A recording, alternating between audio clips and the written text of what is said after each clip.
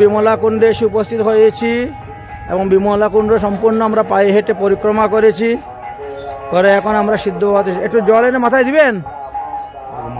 হ্যাঁ উরি বাবা, মাছটা দেখছো কত বড়, শোল মাছটা।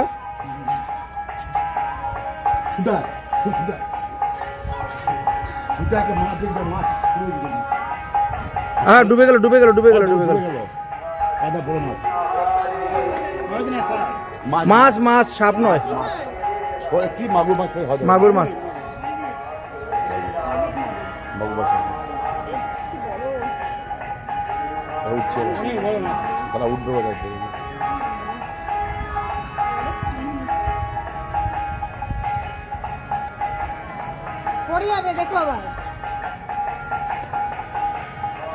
সিদ্ধ বাবা এখানে 1 মাস কীর্তন হচ্ছে, দ্বাদশীদের ভান্ডারা হবে।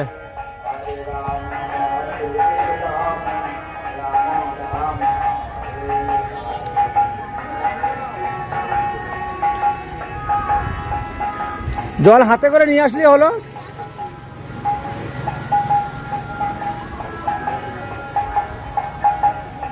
কাম্যবনের বিমলা কুণ্ড এসে দর্শন করলাম আমরা।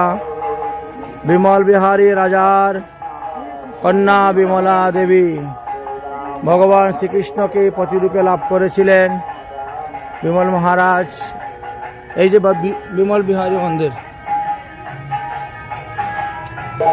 সিদ্ধ বাবাতে এখন কীর্তন চলতেছে, অষ্টপ্রহর নামযজ্ঞ চলতেছে, 1 মাস যাবে কীর্তন চলবে, ভজন সঙ্গীত চলবে।